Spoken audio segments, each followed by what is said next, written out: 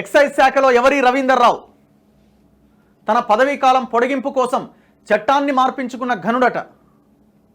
ఎవరైనా Kalvakuntla Taraka Ramarao, Ravinder Rao, Srinivas Goud excise minister. Excise శాఖ ఉన్నతాధికారి తీగల రవీందర్ రావు సర్వీసు మొత్తం మోసపూరితమేనా? కూతురు విదేశాల్లో ఉన్నందున బ్లాక్ మనీ అంతా వైట్ మనీ అని ఫోజులట. ఇతగాడి అక్రమ వ్యాపారాలు, టానిక్ క్యూ మార్టుల పర్యవేక్షణ అంతా కొడుకుదేనా?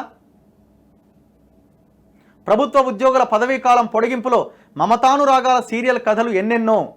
ఇవే కాకుండా ఫార్మాసిటీ, ముచ్చర్ల, సంగారెడ్డి, రంగారెడ్డి జిల్లాల్లో 100 కోట్ల విలువ చేసే భూములున్నాయట. రంగారెడ్డి జిల్లాలో 25 సంవత్సరాలు ఇతగాడి సర్వీసు కొనసాగింపుపై అనుమానాలు ఎన్నో. ఎక్సైజ్ శాఖ మాజీ మంత్రి శ్రీనివాస్ గౌడ్ అవినీతి భాగోతమంతా తీగల రవీందర్ రావు అనే చిలుకలోనే. ముఖ్యమంత్రి రేవంత్ ఇతరిపై విచారణ జరిపితే గత ప్రభుత్వ పెద్దల భాగోతాలు బయటపడతాయి. అమ్మో, ఈయనెవరినా? రాజేంద్ర అనుకుంటున్నా. ఇగో సంతోష్ రావు పక్కన రవీందర్ రావు.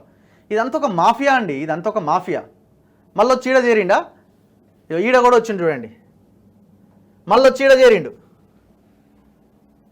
ఈడున్నాడు, మళ్ళీ వచ్చిండు, ఈడ చేరిండు. మరి ఇది ఫైల్ ఫోటో అంటున్నారు. ఎప్పటి ఫోటో చేసినారో వీళ్ళు.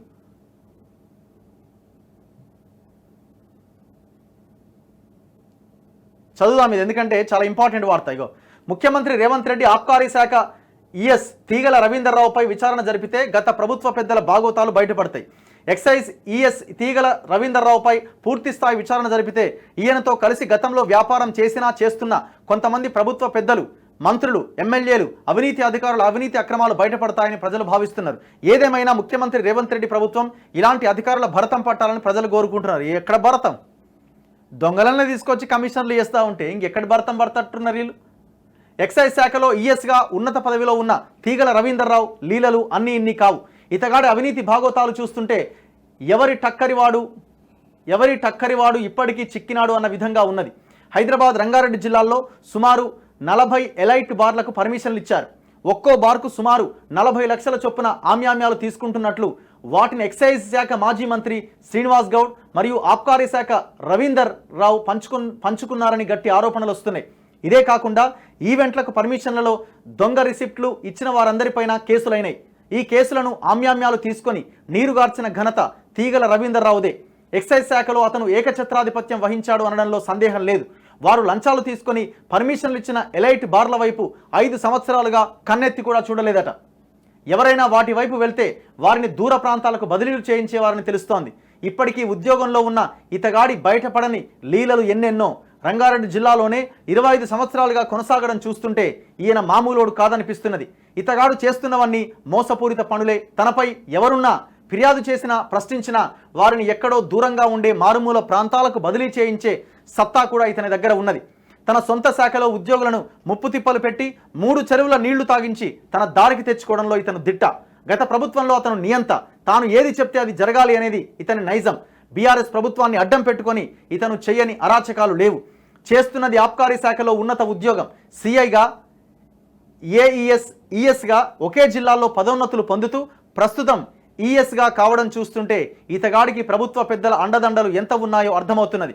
గత బీఆర్ఎస్ ప్రభుత్వంలో వెలమదొరలు ఉద్యోగులుగా పెట్టి పుట్టారు.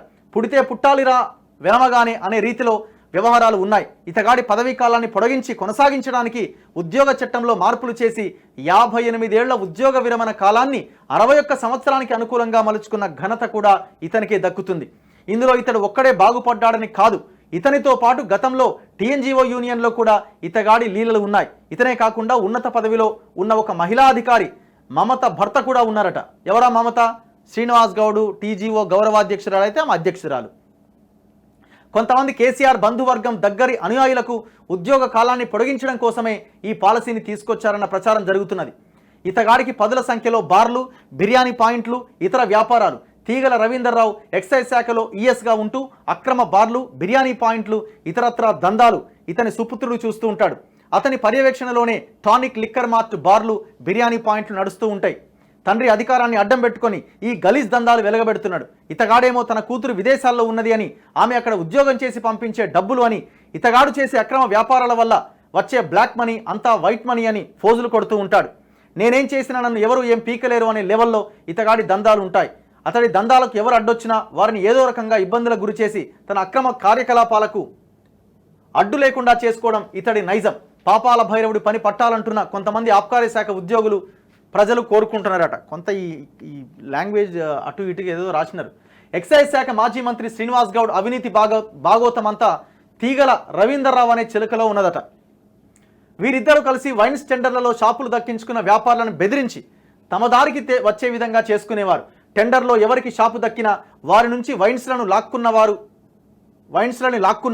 వారికి ఇస్తామన్న డబ్బులు ఎగ్గొట్టారనే ఆరోపణలు ఉన్నాయి. ఇప్పుడు ఒకరికి టెండర్ వచ్చిందనుకో, వాళ్ళ నుంచి బలవంతంగా షాపులు లాక్కునేటోళ్ళట. కాదు కూడదు అంటే ఆబ్కారీ అధికారి రవీందర్రావు రంగంలోకి దిగుతాడు. ఎక్సైజ్ శాఖ మాజీ మంత్రి శ్రీనివాస్ గౌడ్ అండదండలతో వారిపైన అక్రమ కేసులు పెడతామని ఇబ్బందులకు గురి చేస్తారు. ఇలా గత 5 సంవత్సరాలు వీరి అవినీతి అనుబంధానికి అంత ప్రాముఖ్యత ఉన్నది.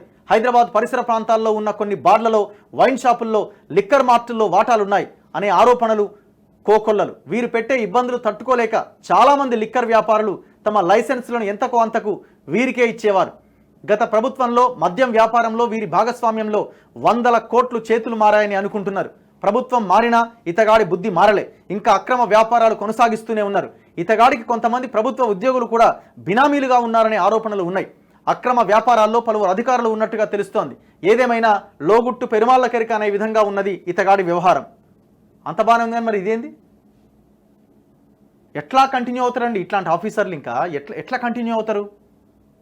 ఏం ప్రభుత్వం అసలు ఉన్నదా ఈ గవర్నమెంట్ కూడా? ఇప్పుడు టానిక్ మీద మేము చర్యలు తీసుకుంటాం అంటారు. దాని వెనకాల ఉన్నోడి కూపీ లాగడానికి ఇన్ని రోజులు పడుతుందా? అసలు ఆ టానిక్ ఎవరు నడిపించినారన్న విషయం కూడా గవర్నమెంట్ చెప్పలేదా బయటికి? ఈ టానిక్ వెనకాల ఉన్న లీడర్లు ఎవరు, నాయకులు ఎవరు, అధికారులు ఎవరన్న విషయం కూడా మీరు చెప్పలేరా?